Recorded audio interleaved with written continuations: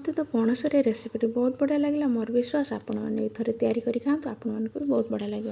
ये रेसिपी मुझे नहीं पणस मसला नहीं अल्प अदा जीरा किसी रसुण दुईटा पियाज गोटे टमाटो एवं गोटे गिना दही। प्रथम आम गैस रे कढ़ाई बसई कढ़ाई तेल दे तेलटी को भल भाव गरम करनवा।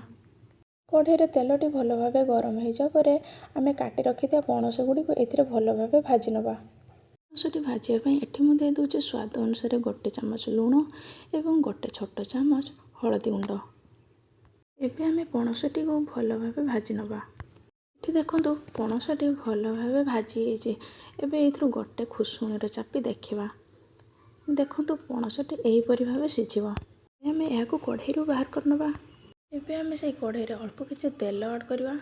तेलटी गरम हो जाए एठी मु दे दउछि किछि गोटा मसला से मुझे खंडे गुजराती खंडे डालचीनी गोटे तेजपत्र एवं 2 खंड लवंग।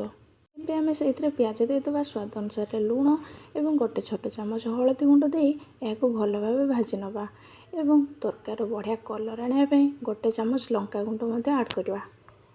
देखो ये पियाजर कलर बढ़िया उठी सारी। एबे आम काटी रखी टमाटो से ऐड करदवा। टमाटोटी भल भाव भाजी जाए से बाटी रखी अदा रसुण पेस्ट को ऐड करवा। आम अदा रसुण पेस्ट को देदेलु। एबे आम तेल भल भाव कषि नबू मझे मझे अल्प अल्प पानी दे कषुबू। देखो ये मोर मसलाटी भल भाव सीझी जाइए। एबे ये मुझे देदे गोटे चामच चिकेन मसला और हाफ चामच गरम मसला। एबे आम यह भल भाव कषि नवा और अल्प किसी पानी ऐड करवा। एबे आम से अल्प कसूरी मेथी देदेबा। देखो मसलाटी भी मोर संपूर्ण हो सारी। एबे गैस आंच को सीम करी से 3 चामच दही देदेली।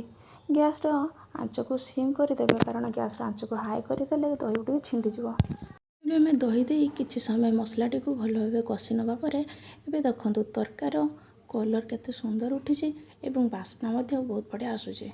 एबे मसलाटी संपूर्ण हो सारा आम ऐड करदे भाजी रखी पणस पणसटी ये ऐड कर सारा गोटे 2 मिनिट भल भाव कषि नवा एवं मसला सहित पणसटी भल भाव मिसी जाए से आम अधा ग्लास पानी ऐड करवा। पानी ऐड कर सारा आम यह किसी समय फुटापी छाड़दे। देखो आम तरकारी भल भाव फुटी जाए केते सुंदर ग्रेवी देखा। एबे आम दही दिया पणस तरकारी भल भाव प्रस्तुत हो सारी। यह आम एक प्लेट को काढ़ी नवा। आपण मैंने यह रुटी किंबा गरम भात सहित खाई परिवे। एबे देखो दही पणस ग्रेवीटी केते सुंदर देखा। आपण मैंने तो मोर भिडियोटी संपूर्ण देखिले। जदि आपण मानक मोर आजिकार रेसिपीटी भल लगी ताले प्लीज़ मो भिडियोटी को लाइक करदेवे।